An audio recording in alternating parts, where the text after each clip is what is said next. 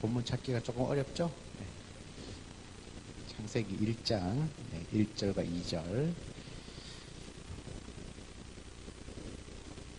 네, 우리 다 같이 한 목소리로 같이 한번 읽어보겠습니다.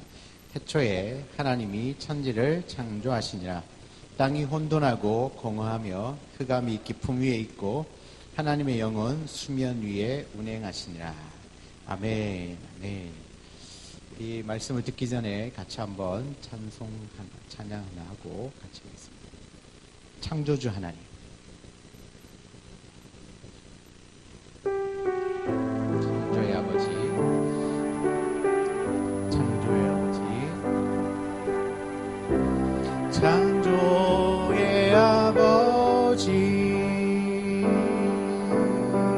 그 섭리보이사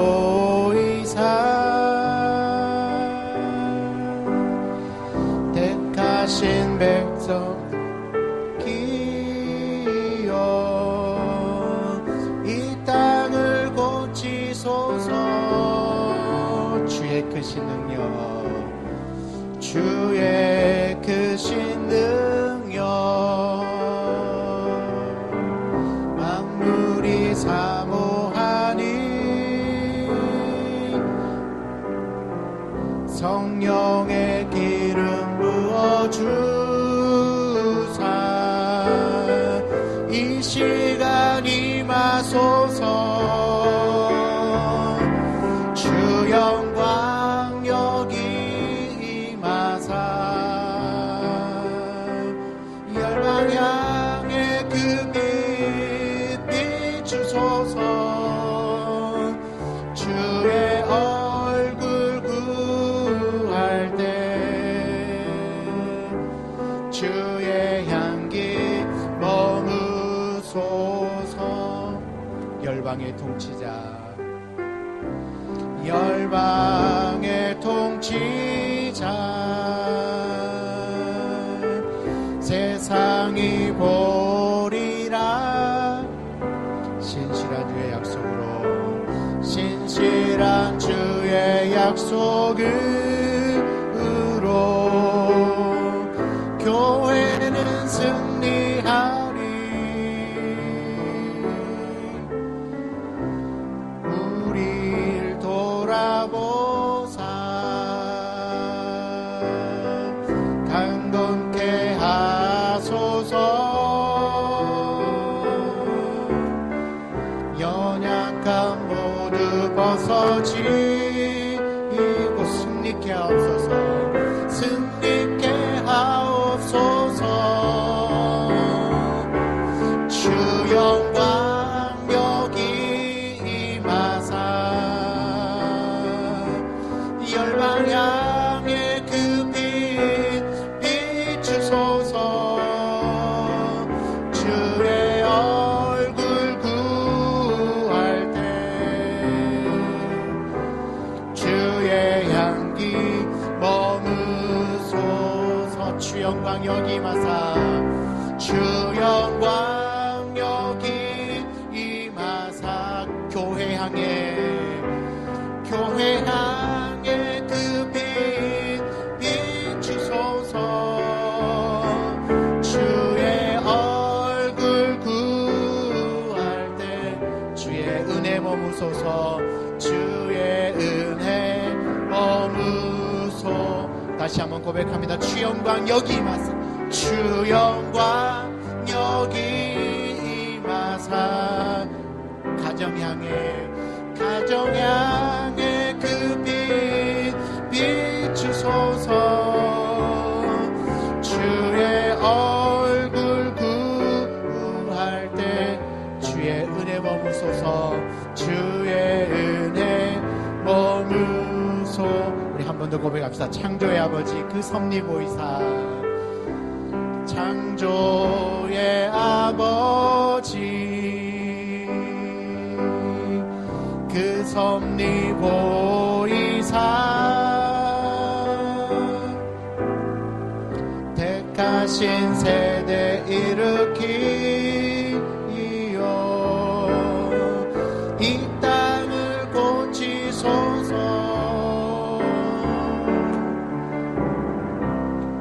주의 크신 능력 만물이 사모하니 성령의 기름 부어 주 이 시간 임하소서 이 시간 임하소서 주 영광 여기 임하사 주 영광 여기 임하사 열방 향해 그 빛 비추소서 주의 얼굴 구할 때 주의 향기 머무소 다시 한번 고백합니다. 주 영광 여기 임하사 주 영광 여기 임하사 교회 향해 그 빛 비추소서 주의 얼굴 구할 주의 은혜 머무소서 주의 은혜 머무소서. 아멘. 많이 안 부르셨죠? 계속 한번 불러봅시다.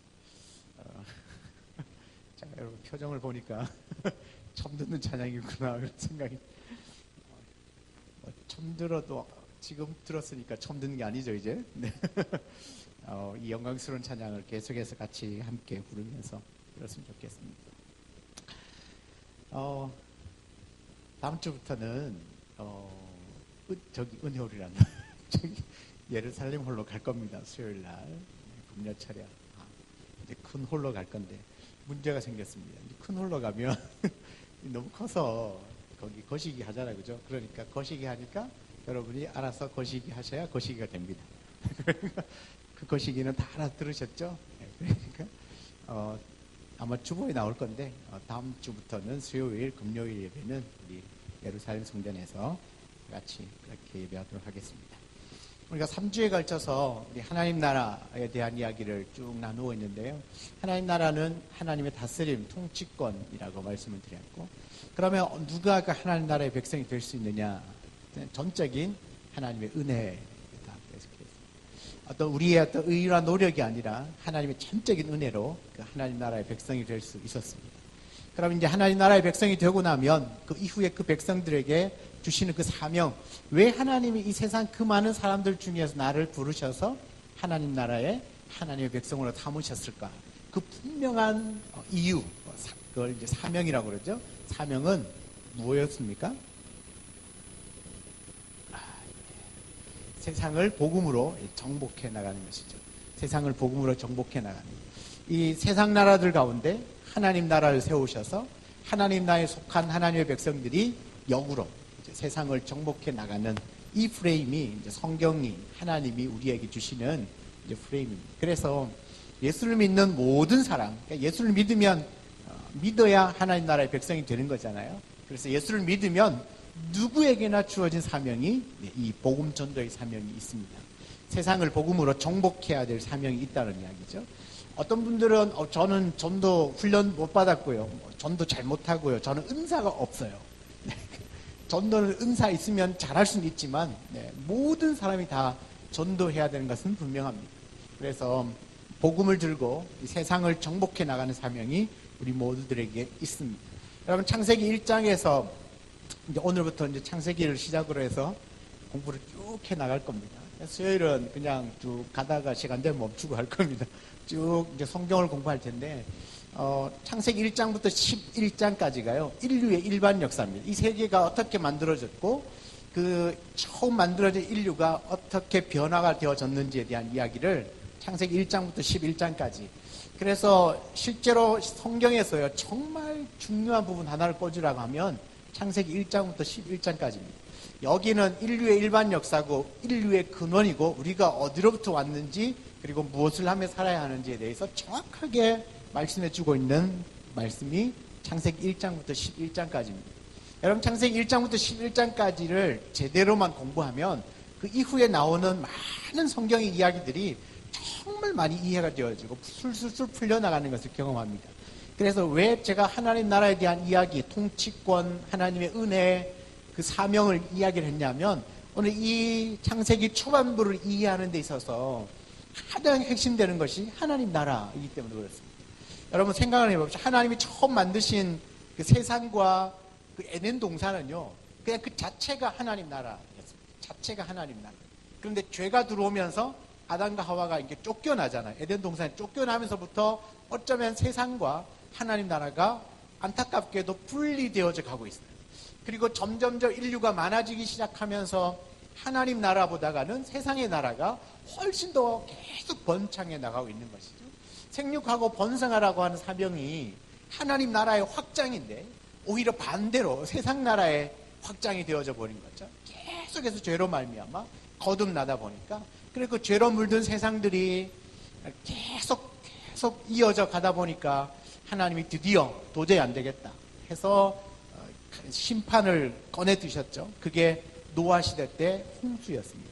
그러니까 노아 홍수를 통하여서 새롭게 시작되어진 노아의 8 식구들을 통하여서 하나님이 희망을 걸었지만 여전히 그 노아의 후손들조차도 시간이 지나면서 다시 그 죄의 길로 걸어갔어요. 그래서 노아의 그 세 자녀들을 통하여 번성되어진 그 후손들이 또 여전히 홍수 이전이나 이후나 별 차이가 없이 계속 죄악으로 흘러가니까 그 죄의 결정판이 바벨탑 사건이죠. 도저히 안 되겠다. 그렇게 해서는 더 이상 이게 구제의 방법이 없다. 그래서 바벨탑을 쌓고 있는 그 사람들 사이로 하나님이 내려오셨어요. 그 창세기 11장 보면 정확하게 이야기를 하죠. 하나님이 내려와서 뭘 하나 이렇게 보셨어요. 보시니까 그들이 하는 일들이 완전 하나님을 대적하는 일들인 거죠. 그래서 언어를 혼잡하게 하셔서 전 세계로 다시 흩어버리십니다. 그 죄의 결과입니다. 만약에 그 바벨탑 사건이 없었으면 우리 영어 안 배워도 되는데 영어, 일본어, 중국어를 배워야 하는 게 그 사건 때문에 언어를 혼잡해 하셔가지고 그렇게 작당 모의를 못할 수 있도록 흩어버리셨어요. 그러고 난 다음에 하나님의 대책이 뭐였냐면, 그럼 이 모든 사람이 악으로 가득하고 죄가 풍성할 때 그래도 이 세상 나라들 중에서 나를 하나님으로 인정해주고 나를 사랑해주고 나를 예배할 만한, 그래야만 그 사람, 이 세상을 그래도 변화시켜 나갈 거 아닙니까? 그래서 이 세상 나라들 중에 내 나라, 나를 왕으로, 나를 하나님으로 인정해주는 내 나라, 내 백성을 좀 만들어야 되겠다. 그래서 그 세상 나라들 중에서 딱 불러낸 첫 번째 사람이 아브라함이었습니다. 그래서 아브라함과 이삭과 야곱과 요셉의 이야기가 창세기 50장까지 기록이 되어져 있습니다. 그 요셉이 애굽으로, 그 야곱의 그 가족들 70명이 애굽으로 이주하는 것으로 창세기는 끝이 나고요. 70명으로 이주한 그 야곱의 식구들이 430년 동안, 그 창세기와 출애굽기 사이의 시간이 430년인데 430년 동안 애굽이라는 곳에서 아주 생육하고 번성합니다. 최고의 환경에서, 좋은 환경에서 번성하기 시작하여서 출애굽할 때는 장정만 60만, 대략 250만의 거대한 민족 하나가 형성되어졌고 종되었던 애굽 땅으로부터 탈출합니다. 어디로요? 아브라함에 약속해 주신 가나안 땅으로 이동해가는 이야기가 출애굽기입니다. 그리고 그 땅에 들어가는 이야기가, 광야를 이동하는 이야기가 출애굽기와 민수기, 그 땅에 들어가는 이야기가 여호수아를 통하여 땅을 정복했는데, 그러면 하나님께서 정권의 은혜로 광야를 지나고 가나안에 들어갔으면 정말 하나님을 왕으로 섬기며 잘 살아야 하는데도 불구하고 그들은 여전히 그 죄를 떠나버리지 못했어요. 왜요? 그 가나안 땅에 남아있는 이방 민족들 하나님이 다 없애라 했는데 없애지 못했기 때문에 오히려 그들이 올무가 되어서 그 땅을 정복해야 되는데 반대로 정복당한 이야기가 사사기. 그 사사기 시대를 지나면서 사람들은 생각합니다. 야, 이방 나라들 보니까 왕이 있어가지고 그 왕을 중심으로 똘똘 뭉쳐가지고 전쟁도 하고 땅도 뺏고 평화롭게 사는데 우리는 왕도 없고, 막 사무엘 선지자한테 가서 우리에게 왕을 달라고 막 외치는 겁니다. 근데 실제로 왕이 없습니까? 왕은 하나님은 여전히 예전부터 있었는데 그들은 하나님을 왕으로 두기를 싫어하는 거죠. 그래서 하나님 말합니다. 그래, 그럼 내가 왕 줄게. 왕을 줬어. 누구요? 사울. 그러나 그 사울은 실패하고 다윗을 주죠. 그 다윗 이야기가 사무엘 상하. 그 다윗 왕 이후에 나라가 솔로몬 이후에 나라가 분열되어진 이야기가 열왕기상하. 그러니까 이 이스라엘은 단순한 어떤 한 나라가 아니라 하나님의 왕되심을 세상 나라에 선포해야 될 사명이 있음에도 불구하고 이 나라가 여전히 그 죄악 가운데 허덕이고 있었다는 거예요. 정확하게 하나님을 제대로 보여주지 못했고 그나마도 하나님을 보여주었던, 하나님을 지극히 사랑하고 예배하고 주님께 붙어 있기로 노력했던 왕이 다윗이에요. 그래서 신약에 가면 다윗을 내 마음에 합한 사람이다라고 칭찬까지 하면서 그렇게 다윗을 통하여서 하나님의 그 모델을, 하나님의 왕되심을 인정하는 그런 모델 왕으로 다윗을 세워주셨죠. 그 다윗의 이야기가 사무엘상하, 그 이후에 나라가 분열된 열왕기상하, 그리고 그들이 나라가 쭉 이어졌으면 좋겠지만 나라가 망한 이야기죠. 망했어요. 나라가 망하고 바벨론과 아수르에 의해서 멸망하고 포로로 잡혀갔어요. 그 포로로 잡혀갈 때의 이야기가 에스라와 느헤미야. 에스라, 느헤미야. 이렇게 하면 구약 성경이 끝이 납니다. 그리고 이 구약의 말라기 선지자의 끝으로 400년간의 중간기를 거치다가 하나님께서 예배해 놓으신 세례요한을 통하여 예수 그리스도가 등장하면서 진짜 하나님 나라가 이 땅에 도래하고 완성을 향하여 나아가고 있습니다. 그러기 위해서 하나님이신 예수 그리스도가 이 땅에 오신 이야기가 복음서, 그 예수 그리스도의 복음이 증거되는 이야기가 사도행전, 다시 오실 예수님을 고대하는 것이 요한계시록. 그렇게 해서 신구약 성경이 하나의 하나님 나라를 맥락으로 쭉 뚫어가는 겁니다. 오늘 신구약 성경 다 배웠습니다. 우리가 하나님 나라를 공부하지 않으면 이건 도저히 이해할 수 없는 성경 이야기입니다. 그 하나님 나라가 이 땅에 세워지고 하나님 나라를 그렇게 계속해서 확장시켜 나가기를 원했지만 그 나라가 꺼질 듯 하지만 그래도 그 명맥을 이어나가고 있습니다. 왜냐하면 다윗에게 약속한 것이 있거든요. 너의 왕위와 왕권을 영원토록 견고하게 해주겠다. 결국은 그 다윗의 후손으로 예수 그리스도가 오셨고 그 예수가 만왕의 왕이시기 때문에 그분을 통하여 영원한 하나님 나라가 성취가 되어지는 겁니다. 그런 의미에서 본다음에 다시 처음으로 돌아와서 창세기 1장부터 11장까지는 너무나 중요한, 왜 하나님께서 이 세상 나라들 중에 하나님 나라를 시작하셔야만 했는지에 대한 그 이야기입니다. 여러분 1장 1절을 보면 태초에 하나님이 천지를 창조하신다. 믿으십니까? 진짜요? 대단하시네요. 이런 믿음을 갖고 계시는 거 보니까. 여러분 태초에 하나님이 천지를 창조하시니라. 이건요, 여러분 이 태초는 뭡니까? 태초는 시간의 시작이거든요. 시간의 시작. 그런데 태초에 하나님이 천지를 창조하셨다는 말을 보면 태초가 시간의 시작인데 그 시작점에 하나님이 천지를 창조하셨으니까 태초 이전에도 하나님이 계셨다는 이야기죠. 하나님이 계시고 있다가 태초라고 하는 시간의 시작점에 천지를 딱 창조하신 겁니다. 이 개념을 이해하시겠습니까? 그러니까 하나님은 태초 이전부터 존재하고 계셨고 그 어느 한 시점에 천지를 창조하시면서 시간이 시작되어진 겁니다. 그러니까 이 온 우주 만물의 시작점이 곧 태초라고 하는 시간입니다. 태초. 그런데 그때 하나님이 창조하셨으니까 그 태초의 시간 이전부터 하나님은 계셨다라고. 그래서 하나님은 영원 전부터 계셨고 그 태초라고 하는 시간의 시작점에 천지를 창조하시고 그때부터 지금까지 계속해서 이 모든 우주 만물들을 섭리하고 계시는 분이다. 그래서 우리 하나님은 창조주 하나님이시고 또한 섭리하고 계시는 하나님이다. 그렇게 볼 수 있습니다. 여러분 여기서 말하는 천지는 뭘까요? 천지, 하늘과 땅, 한자로 하면 하늘과 땅인데, 그러니까 하나님이 만드신 이 우주 모든 만물들을 말합니다. 지구만 아니요. 우리 눈에 보이는 모든 저 태양계까지 눈에 보여지지 않는 이 우주 전체를 하나님이 창조하셨다는 겁니다. 하나님은 우주가 생겨나기 전부터 존재하셔서 어느 시점에 온 만물, 보통 사람들은 막 지구만 이야기하는데 지구가 아니라 지구를 포함한 모든 태양계와 온 우주 만물과 별들과 다 하나님이 그때 창조하신 겁니다. 여러분 성경은요, 하나님의 존재 여부에 대해서 조금도 의심하거나 존재 증명을 하지 않습니다. 하나님이 이러이러이러해서 존재하셨습니다, 이렇게 증명하려고 하지 않는다는 겁니다. 하나님이 살아계시다는 사실을 딱 전제하고 천지 창조를 설명하고 있습니다. 여러분, 이 창세기는요, 모세가 이 출애굽을 하고 있는 그 광야 생활 중에 기록한 성경입니다. 그러니까 1차적으로 이 창세기를 접했던 독자가 누구겠습니까? 그 광야 이스라엘 백성입니다. 광야 이스라엘 백성. 그럼 그 광야 생활 중에 모세와 그 이스라엘 백성들은요, 날마다 구름 기둥, 불 기둥을 보고 있고 아침 저녁으로 만나와 메추라기를 보고 있습니다. 그러니까 하나님의 실존을 매 순간 경험하고 있다는 겁니다. 그러니까 하나님이 살아계시다고 한 사실을 매일 확인하고 있는 그들에게 하나님이 존재하고 있다라고 하는 증명을 할 필요가 없는 거죠.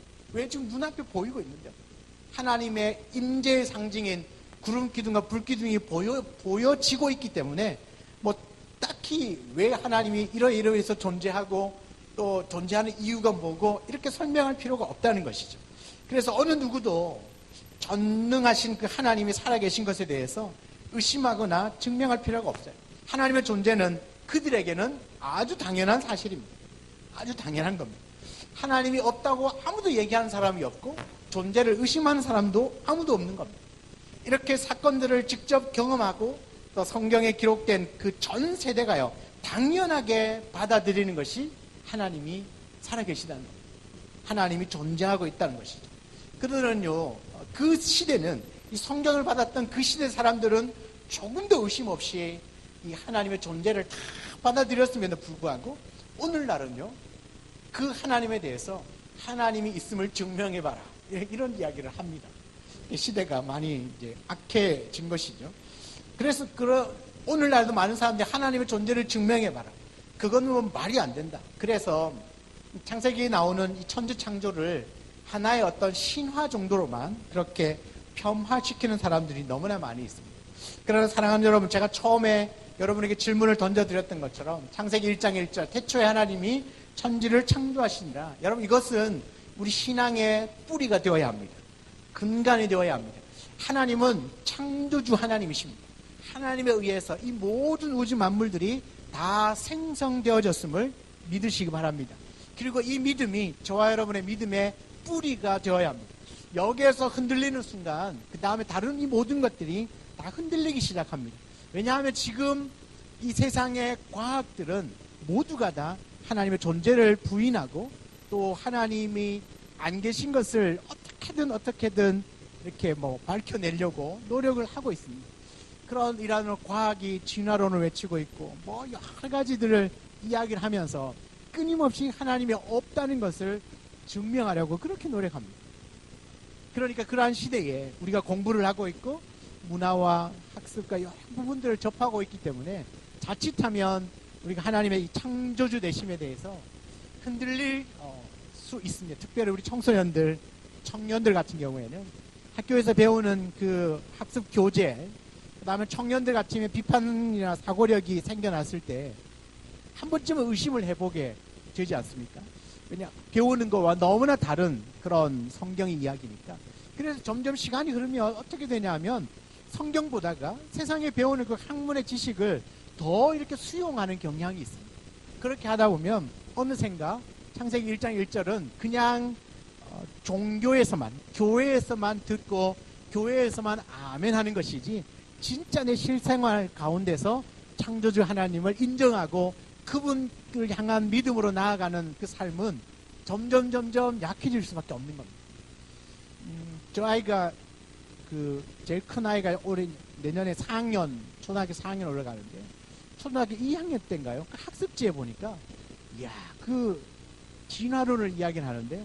어떤 동물 하나를 딱 이야기를 끄집어내면서 이 동물이 이렇게 원래는 물속에 살았는데 가끔씩 물 밖에 나왔다가 이렇게 지내다 보니까 얘가 진화가 되어가지고 이제는 물 밖에 사는 동물이 되었다고 그렇게 이야기를 하더라고요. 걔는 지금 뭐 지느러미도 없고요. 완전 육지 동물이 되었어요.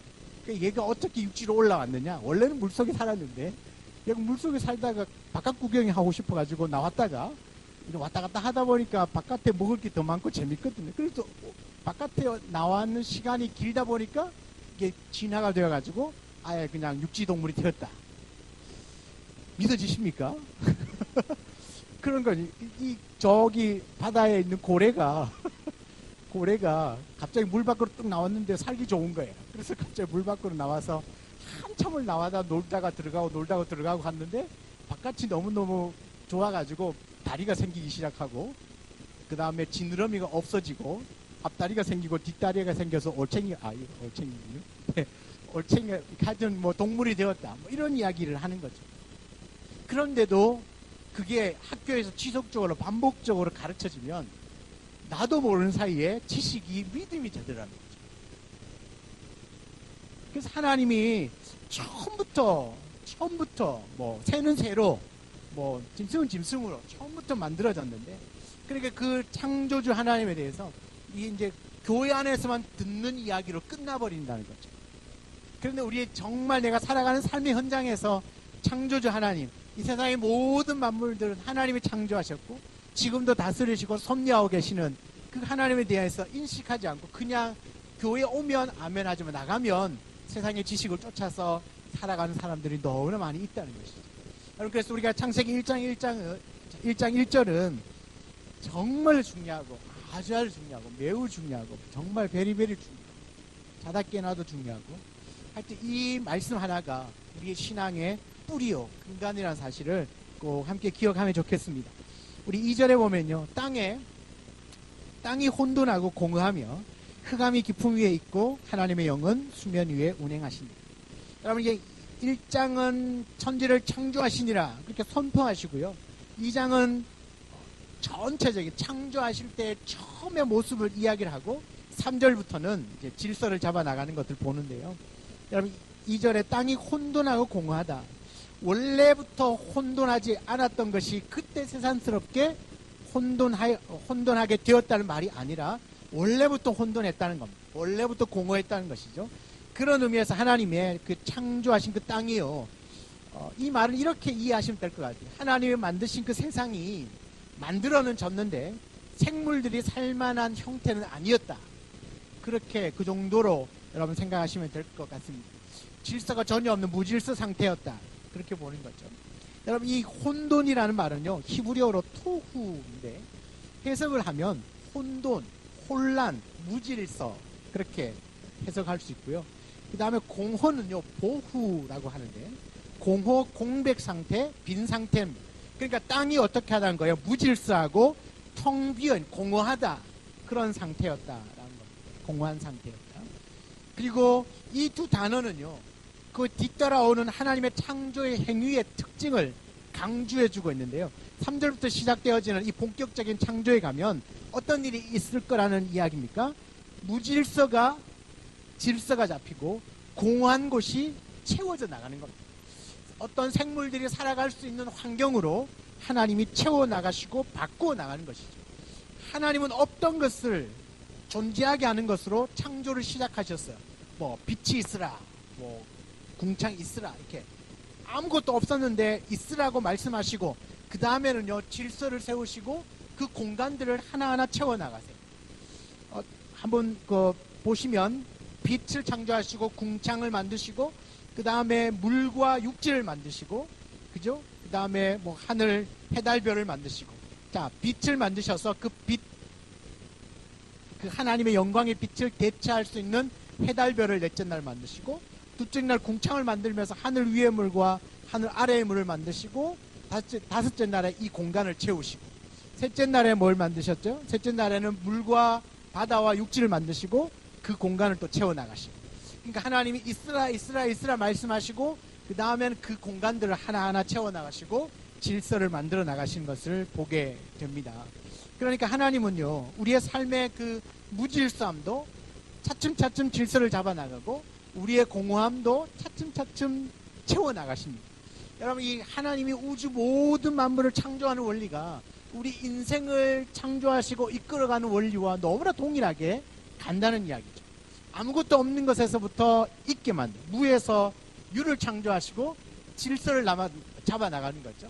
우리의 영혼의 상태가 어떠했습니까? 다 찌그러지고 망가진 상태에서 예수 그리스도, 우리가 하나님으로 말미암아 다시 질서가 잡히고 그 공허했던 마음 안에 다시 그 공허함이 하나님의 성령으로 말씀으로 은혜로 채워져 나가는 것이죠.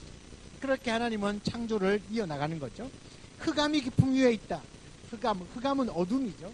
기품이라는 말은 바다라는 의미로도 사용되어지고 깊은 샘이라는 의미로 사용되어집니다. 저는 그 수면 위에, 물 위에 흑암, 캄캄함이 그 물 위에 있고 하나님의 영은 그 수면 위에 운행하셨다. 창조된 땅이요, 물 가운데 있었던 것이 사실이고요. 또 그것이 또다시 하나님의 영의 그 역사를 통하여서 생물이 살아갈 수 있는 세계가 될 수 있는 겁니다. 여러분, 여기 보면 하나님의 영은요, 성령입니다. 여러분, 성부 하나님이 태초에 천지를 창조하셨는데 그 창조의 작업에는 성부 하나님만 개입하신 것이 아니라 성부와 성자와 성령 삼위 하나님의 동일한 작업으로 창조되었음을 오늘 이 말씀 안에서 볼 수 있는 것이죠. 하나님의 영이 수면 위에 운행하시면서 호흡을, 영을, 생명을 불어넣는 것을 봐요. 여러분, 시편 104편 30절에 보면 주의 영을 보내어 그들을 창조하사 지면을 새롭게 하십니다. 하나님의 주의 영, 하나님의 영, 주의 영, 성령을 보내셔서 그들을 창조하시고 지면을 새롭게 하시고, 욥기 33장 4절에는요 하나님의 영이 나를 지으셨고 전능자의 기운이 나를 살리셨다. 하나님의 영이 나를 지으셨고 전능자의 기운이 나를 살리셨다. 여러분, 물질 자체가요 스스로 발전하여서 질서 있는 세계를 이룰 수는 없습니다. 그러므로 하나님의 영이 거기에 임재하셔서 역사해야만 질서 있는 세계를 잡아나갈 수 있는 겁니다. 하나님이 창조하시고 그 창조한 모든 만물들이 자연 법칙으로 정확하게 돌아갈 수 있도록 만들어 가려면 그 모든 만물 안에 뭐가 운행해야 된다는 이야기죠? 하나님의 영이 운행하셔야 된다는 이야기. 우리가 알고 있는 그 자연 법칙들이 하나님이 처음에 창조될 때부터 생겨난 것인데, 예를 들면 하루에 24시간이나 해가 뜨고 해가 지면 달이 뜨고 낮과 밤이 정기적으로, 그 다음에 하루는 지구는 1년에 한 바퀴, 하루에 한 바퀴씩 자전하고 또 태양을 주변으로 1년에 한 번씩 공전하고, 이런 자연 법칙은 한 번도 틀린 적이 없어요. 틀리면 그대로 다 끝나는 겁니다. 근데 그 창조 때부터 지금까지 한 번도 어김없이 정확하게 돌아가도록 만드는 거죠. 그러니까 하나님이 처음에 창조하신 이후에 하나님의 영이 그 모든 것과 계속 운행하실 때 이 모든 만물이 하나님 만드신 법칙대로 움직여지는 것입니다. 그래서 여기서 이제 운행하신다는 말 그 자체가요, 날다, 떠다니다, 움직인다, 또 알을 품다, 이런 뜻이 알을 품다. 그러니까 새가요 무엇인가를 주시하면서 너풀거리며 공중을 나는 모습, 그리고 아기 새가 새끼를 낳기 위하여 알을 이렇게 거의 품고 있는 그런 모습, 그것이 창조의 때의 모습과 동일하다는 얘기입니다. 하나님의 영이 수면에 운행하시는 장면이 마치 그 알을 까고 새끼를 탄생시키기 위하여 큰 날개를 품고 있는 것과 같다는 거예요. 다시 말하면 그게 무엇이겠습니까? 생명을 불어넣는 작업입니다. 그 창조에서 하나님의 영이 하시는 일은 생명 탄생의 일을 하신다는 이야기예요. 그리고 온 우주 만물을 하나님의 영이 덮고 있는 거죠. 왜요? 그 온 우주 만물 안에 생명을 불어넣는 겁니다. 숭고한 생명을 탄생시켜 오는 것이죠. 그래서 시편 19편 1절은요 이렇게 노래를 합니다. 하늘이 하나님의 영광을 선포하고 궁창이 그의 손으로 하신 일을 나타내는도다. 하늘이 하나님의 영광을 선포하고 궁창이 그의 손으로 하신 일을 나타내는도다. 그렇게 시편 기자가 노래를 하는 것입니다. 사랑하는 여러분, 우리가요 이와 같이 하나님의 창조의 역사를 보면 우리가 가져야 할 자세가 몇 가지가 있어요. 우리가 1, 2절 말씀을 한번 봤지만 너무 많이 들었던 창조의 이야기인지 모르지만 우리가 이 창조 기사를 보면서 꼭 기억해야 될 게 있다는 이야기입니다. 그것이 뭐냐면 첫째는요 믿음입니다. 믿음. 성경의 출발은요 선포입니다. 태초에 하나님이 천지를 창조하십니다. 선포입니다. 선포. 하나님은 스스로 증명하려고 하지 않고요 증명할 이유도 없고 증명될 수도 없습니다. 하나님은 학문의 대상도 아니고요 분석도 불가능합니다. 논쟁의 대상도 되지 않고요 하나님은 그저 하나님이십니다. 하나님은요 인간의 이성으로 이해할 수 있는 존재가 아닙니다. 하나님은 인간보다 크신 분이고 우주보다 크신 분입니다. 만약에 사람의 이성으로 하나님이 다 이해되어진다면 그분은 하나님 아니십니다. 우리 인간의 이 작은 이성으로 하나님이 다 이해되어진다. 내가 다 이해할 수 있는 하나님이면 그분이 신입니까? 그분이 창조주입니까? 그분이 이해되어지지 않고 내가 아무리 생각해봐도 상식적으로 과학적으로 증명 불가능하기 때문에 그분은 하나님이실 수 있는 겁니다. 만약에 성경에 나오는 이 모든 사건과 사건들이 다 과학적으로 증명되어진다면 그 하나님 안 믿으셔도 됩니다. 왜요? 더 이상 하나님이 아니십니다. 이해되어지지 않고 과학적으로 증명이 안 되고 이건 말이 안 되는 건데 실제로 그 일들을 하셔야만 내가 좀 의지할 만하지 않겠습니까? 죽은 나사라 정도는 살려주셔야 하나님 아닙니까?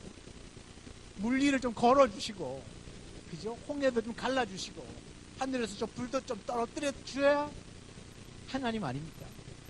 근데 그 정도도 못하는, 그건 상식적으로, 과학적으로 안 되니까 그건 거짓말이야. 그렇게 치부해버린다면, 여러분, 내가 이해 다 되어지고, 증명 다 되어지는 하나님을 뭐하러 믿습니까? 그거는 신이 아니겠죠. 믿을 이유가 없는 겁니다. 그래서 하나님은요, 우리의 이성의 한계를 뛰어넘는 분입니다. 오히려 이렇게 생각하시면 더 좋을 것 같아요. 내 이성적으로 맞지 않으니까, 이건 도저히 불가능한 일이니까, 이건 과학적으로 증명이 안 되니까 뭐 하는 거죠? 믿는 겁니다. 내가 이것이 다 설명되어지고 이해되기 때문에 믿는 게 아닙니다. 믿고 나서 다음에 이해를 하는 겁니다. 여러분, 태초에 하나님 이외에 누구도 존재하지 않았기 때문에 하나님의 존재를 증언해 줄 증인이 없습니다. 그렇기 때문에 창세기를 대하는 우리의 기본적인 태도는요, 믿음입니다. 믿음. 모든 것을 다 알 수 없습니다. 알고 믿는 것이 아니라 믿고 알아가는 것입니다. 아무리 많은 증거를 가지고 호소한들 믿으려고 하지 않으면 소용이 없습니다. 그래서 우리가 성경을 잘 모르고도 이해되어지고 믿어지는 것이 은혜입니다. 은혜. 이거는 기적 중에 기적입니다. 이렇게도 성경을 모르는데도 하나님이 믿어지고 창조가 믿어진다는 건 기적 중에 기적입니다. 왜냐하면 그 믿고 나면 이제 하나님의 창조가 이해되어지거든요. 믿고 나니까 홍해 갈라진 것이 이해가 되거든요. 믿고 나니까 하늘에서 불이 떨어지고 만나가 내리고 메투라기가 내리고 그 다음에 요단강이 갈라지고 여리고가 무너지는 게 이해가 되는 거예요. 이해하고 믿으려고 하면 아마도 죽을 때까지 이해하려고 해도 못 이해할 겁니다. 왜요? 우리의 이성에는 한계가 있기 때문에. 그러나 하나님은 우리의 이성을, 사고의 범위를 넘어서시는 분이십니다. 그래서 우리가 이해하려는 존재가 아니라 하나님은 믿음의 대상이십니다. 우리가 이해하고 믿는 대상이 아니라 믿음의 대상. 그래서 여러분, 믿음은요, 우리의 선택입니다. 시작이 좋아야 하는데 이 창세기 1장 1절에서 삐끗하면요, 아주 갈 길도 멀고 성경은 닫혀버립니다. 그 뒤로는 더 이상 내가 받아들일, 믿을 그런 내 마음의 여유가 없다는 이야기죠. 성경 안에 무궁무진한 하나님을 향한 뜨거운 하나님의 자신을 드러내주는 것이 너무너무나 많이 있음에도 불구하고 이 1장 1절에 걸리면 더 이상 나아갈 수가 없는 겁니다. 사랑하는 여러분, 우리가 이 창세기 1장 1절과 2절을 대하면서 우리 안에 믿음이 그 어느 때보다 더 풍성해지기를 주의 이름으로 축복합니다. 여러분, 믿음을 가지면 하나님께서 우리의 눈을 열어주십니다. 그래서 전혀 이해되어지지 않고 전혀 예전에는 몰랐던 성경의 말씀들이 다시금 들어오게 되어 있습니다. 뭐가요? 믿음의 눈이 열리기 시작합니다. 그래서 우리가 창세기를 접할 때 하나님의 창조주 되심을 볼 때마다 하나님 나에게 믿음의 눈을 열어주셔서 하나님의 그 창조의 이야기가 믿어지게 하여 주옵소서. 그것이 믿어지면 그 다음부터 무궁무진한 하나님의 세계가 우리 앞에 펼쳐지게 되는 겁니다. 상상할 수 없는, 그 누구도 이해할 수 없는 이야기들이 나는 그대로 이해되어지고 다 받아들여지게 되는 겁니다. 그만큼 우리의 눈이 활짝 열려지게 되는 것이죠. 여러분, 믿음은 선택입니다. 내가 창조를 선택할 것이냐, 반대로 진화를 선택할 것이냐. 여러분, 진화론도 상당한 믿음이 필요합니다. 왜요? 우리의 조상이 원숭이라고 하는데 그거 여러분, 그 믿으려면 어쩌면 하나님이 창조했다는 이야기보다 훨씬 큰 믿음이 필요합니다. 여러분 조상이 원숭이로부터 진화되었다는 거 믿으십니까? 학교에서 그렇게 배우잖아요. 그러니까 그것을 사실로 받아들이려면 하나님이 창조했다는 것보다 더 큰 믿음이 필요하죠. 여러분, 그래서 진화론은요 절대 과학이 아닙니다. 그것도 믿음입니다. 하나의 믿음입니다. 그런데 지금 이 우주 만물의 기원이 딱 두 가지가 있어요. 창조냐, 진화. 여러분 무엇을 믿으시겠습니까? 믿음은 선택인데 무엇을 믿으시겠습니까?